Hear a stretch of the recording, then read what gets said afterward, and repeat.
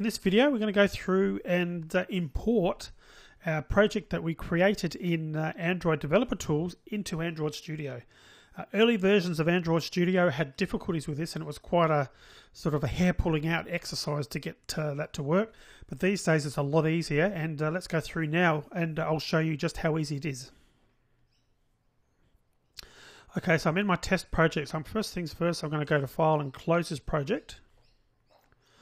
Then I'm going to go to Import Project. Okay, so let's go ahead and import a project. So I'm going to click on Import Project. Okay, so I need to navigate to the folder that contains the Android Developer Tools project.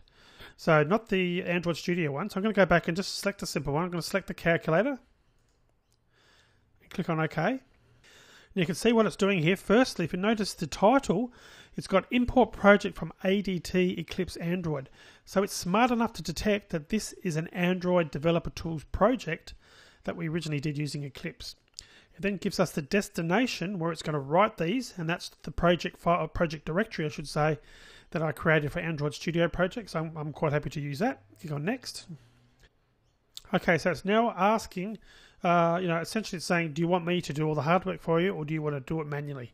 In most cases, you'll be wanting this to do all the hard work for you. So I normally just leave all those options on and click on Next. Now, the other thing it needs, we haven't installed this before, but it needs the Android support repository. Now that's separate to the Android support library. So we need to click on the button to go to Android SDK Manager, and I'll show you where that is, and we need to install that. And this will be a once only thing. Anytime you import after this, it won't ask this question. Okay, so we get down into Extras. And again, it's not the Android support library, it's the Android support repository. That's that one there. Click on Install. Accept like we normally do. We'll let that install.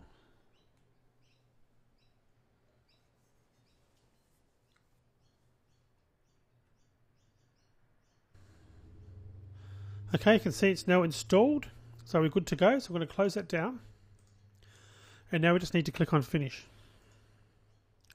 Now literally, Android Studio will go ahead and do the rest for us. And don't worry too much, occasionally we'll see an error like this. We can just click on Close and not worry about it. Again, that's because essentially it's beta software. And this does come up. Make sure you click on I don't agree unless you're happy for your details, usage statistics to be sent to Google. I normally click on don't agree. So you will get those errors come up occasionally. It's not something to worry about. The other cool thing that I like here is you get an import summary, and it sort of tells you what happened. If you've got any problems or any errors or something like that, it'll tell you that what's happened basically. And the other thing here is it shows you, look, these are the assets, and this is where I've put things. So it's just a good sort of mental jog, to remind you where things are. And in this case, with such a simple project, it's not something you need to worry about. But if you're importing in like a much more complicated project, then you would need to be paying more attention to this file.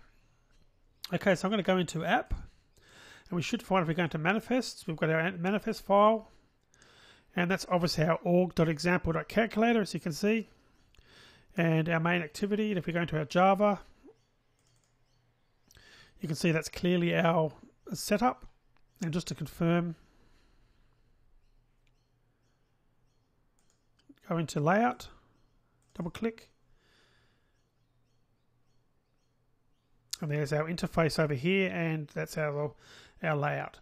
So you can see it's done that for us automatically, which is really, really nice actually.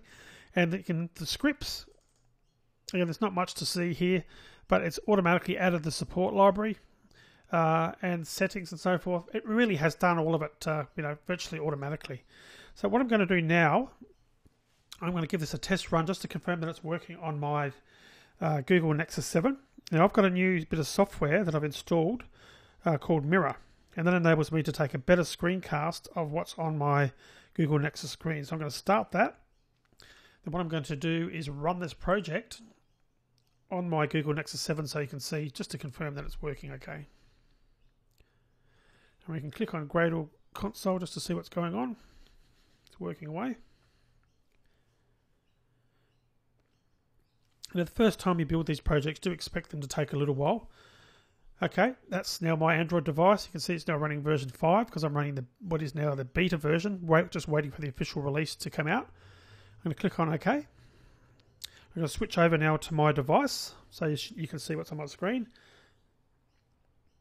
Okay, you can see there's our calculator, and that's our calculator in landscape. But if I go back to portrait and just type in the two numbers,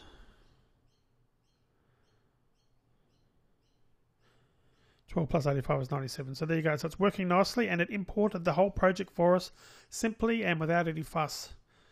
All right, and you just file, close project.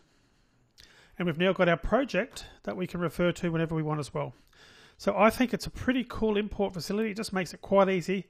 And look, it doesn't get it 100%. Sometimes you might have to tweak and do a few things manually, but it does, it really takes away a lot of the complexity, which is what I like.